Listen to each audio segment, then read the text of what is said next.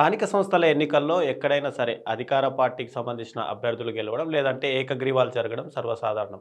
అయితే ఇక్కడ తెలంగాణలో రీసెంట్‌గా జరిగినటువంటి స్థానిక సంస్థల ఎన్నికల్లో బీఆర్ఎస్ గూడా అనూహ్యంగా పుంజుకొని అధిక స్థానాలనే గెలిచింది. అయితే ఇదే స్ట్రాటజీ అటు ఆంధ్రప్రదేశ్‌లో గూడా వర్కౌట్ అయ్యే అవకాశాలున్నాయా సార్? నేచురల్‌గా తెలంగాణలో బీజేపీ స్థానిక సంస్థల ఎన్నికల్లో గెలవడం అనేది ఆ పార్టీకి 2 రకాల పాజిటివ్ సిగ్నల్. మీరు ప్రస్తావించినట్టు అధికార పార్టీకి స్థానిక సంస్థలు అనుకూలంగా ఉంటాయి. ఇంకా 3 ఏళ్ల పాటు వాళ్ళకి టైం ఉంది కాబట్టి. నేచురల్‌గా వాళ్ళకి అడ్వాంటేజ్ ఉంటుంది. ఎందుకంటే ఈ ప్రత్యర్థి సర్పంచ్‌కి గెలిచిన నిధులు రావు. నిజం. అనధికారికంగా మనం చెప్పే మాటలు. అధికారికంగా ఒప్పుకోరు కానీ అధికారికంగా. కాబట్టి నేచురల్‌గా వాళ్ళకి అనుకూలంగా ఉండేవాళ్ళే గెలుస్తారు. ఇది ఫస్ట్ పాయింట్. రెండో పాయింట్ ఇట్లాంటి దశలో బీఆర్ఎస్ గెలవడం అనేది 2 రకాల వాళ్ళకి అడ్వాంటేజ్. ఒక అడ్వాంటేజ్ ఏంది? మొన్న జరిగిన లోక్‌సభ ఎన్నికల్లో జీరో అయిపోయినారు. బీఆర్ఎస్ ప్రస్తావనలో ఎప్పుడు అది పెద్ద డ్యామేజ్. ఆ జీరో నుంచి ఈరోజు మంచి ఫలితాలు సాధించడం అనేది రాజకీయంగా బీఆర్ఎస్‌కి ఒక మంచి సంకేతం. అట్ ద సేమ్ టైమ్ రెండో మంచి సంకేతం అంటే బీజేపీ చేతులు పడిపోయింది. అంటే కాంగ్రెస్‌కి వ్యతిరేకంగా కాంగ్రెస్‌ను ఓడించే శక్తి బీఆర్ఎస్ ప్లేస్‌లో బీజేపీ అయిపోతుందని ఒక ప్రచారం వచ్చింది. దానికి తోడు ఎంపీ ఎలక్షన్‌లో వాళ్ళ అనూహ్య విజయం వల్ల ఇంకా బీజేపీయే కొట్టబోతోంది రేవంత్ రెడ్డిని అనే అభిప్రాయం వచ్చేస్తే బీఆర్ఎస్ పడిపోతుంది. అది చాలా ప్రమాదం. ఆ ప్రమాదం నుంచి ఇది బయటపడేసింది. బీజేపీ కాదు ప్రత్యర్థి. కాంగ్రెస్‌కి బీఆర్ఎస్. ఎందుకంటే బీఆర్ఎస్ తర్వాత హైయెస్ట్ సీటు కాంగ్రెస్ తర్వాత బీఆర్ఎస్‌కి వచ్చింది. దాదాపు బీజేపీ చితకలు పడింది. అందువల్ల ఏమవుతుంది? ప్రతిపక్షానికే ముప్పొచ్చింది. గత ఎన్నికల్లో బీఆర్ఎస్ పార్టీకి ప్రతిపక్షానికే ముప్పొచ్చేసింది.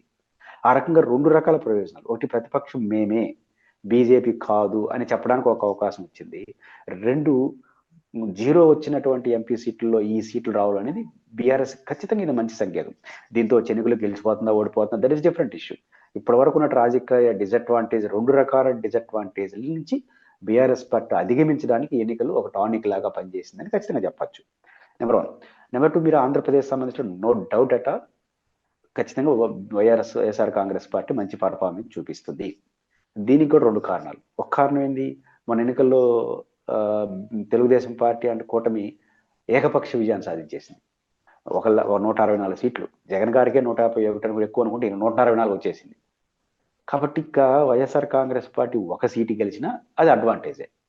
నేచురల్‌గా అంటే మన జరిగిన ఎన్నికల్లో యెస్. జరిగిన ఫలితాల యొక్క సరళి చూసినప్పుడు వాళ్ళకున్న అడ్వాంటేజ్ ఏంటంటే అధికారం ఉంది. ఇంకా 3.5 ఏండ్లు. సరే ఎప్పుడు పెట్టరా అని చూడాలి. వాళ్ళు కూడా 3 ఏండ్లు, 2.5 ఏండ్లు ఉంటుంది టైము. దాని సానుకూలత వాళ్ళకుంటుంది.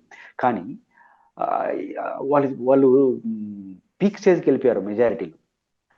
గెలుపు. ఇంకా అనీస్ తగ్గడం తప్ప పెరగడం ఉండదు. ఓడిపోతారని అని నేను అనను. తగ్గడమే ఇంకా పెరగదు. జగన్ గారు కిందకి పడిపూసినాడు మొన్న ఎన్నికల్లో. ఇంకా ఆయన పెరగడం తప్ప ఇంకోటి ఉండదు. కాబట్టి ఇది కారణం రీత్యా వైఎస్ఆర్ కాంగ్రెస్ పార్టీ బెటర్‌గానే ఉంటుంది. రెండో కారణం వైసీపీకి ఏంటంటే యాక్టివ్ అయిపోయింది. అంటే జగన్మోహన్ రెడ్డి గారు ఓటమిలో ఇక వైసీపీ ఉంటుందా? ఉండదా? అనేంత వరకు వెళ్ళిపోయింది. అలా అటు నుంచి మళ్ళీ జగన్ గెలుస్తాడు అనే కాన్ఫిడెన్స్ జగన్ ఇచ్చాడు. జగన్ ఇస్తే సంతోషం. ఈళ్ళిచ్చేస్తున్నారు. ప్రతిరోజు జగన్ వస్తే రాష్ట్రం పరిస్థితి ఏంది? జగన్ వస్తే రాష్ట్రం పరిస్థితి ఏందని. ఈ మధ్యలో మెడికల్ కాలేజ్ ఉద్యమం కావచ్చు. ఇవన్నిటి రీత్యా కూడా ప్రభుత్వానికి ముఖ్యంగా రైతుల యొక్క గిట్టుబాటు ధర కావచ్చు. ఎన్నికల హామీల్లో ఇంకా అమలు కాకపోవడం అన్నీ కూడా కావచ్చు. ఇట్లాంటి కొన్ని వైసీపీకి కలిసి వచ్చే అంశాలు. వైసీపీ యాక్టివ్ కావడం, ప్రభుత్వ వ్యతిరేకంగా కొన్ని సెక్షన్‌లో పనిచేయడం. ముఖ్యంగా పంచాయతీ ఎన్నికలంటే గ్రామాలు ఉంటాయి ఎక్కువగా. కానీ గ్రామాల్లోనే రైతుల సమస్య ఉండేది. కాబట్టి గిట్టుబాటు ధరలు ఇవన్నిటిలో చాలా తీవ్రమైన సంక్షోభం వస్తోంది. Top to bottom. సో ప్రజల్లో కొంత వ్యతిరేకత వచ్చింది. వైసీపీ పుంజుకునింది. గతంలో కూడా జీరో నుంచి మొదలవుతుంది కాబట్టి ఖచ్చితంగా వైఎస్ఆర్ కాంగ్రెస్ పార్టీకి దాని అడ్వాంటేజ్ ఉంటుంది. ఈ 2 కారణాలు ఇచ్చే గతం కన్నా బెటర్ పెర్ఫార్మెన్స్ వైసీపీ చూపిస్తుంది.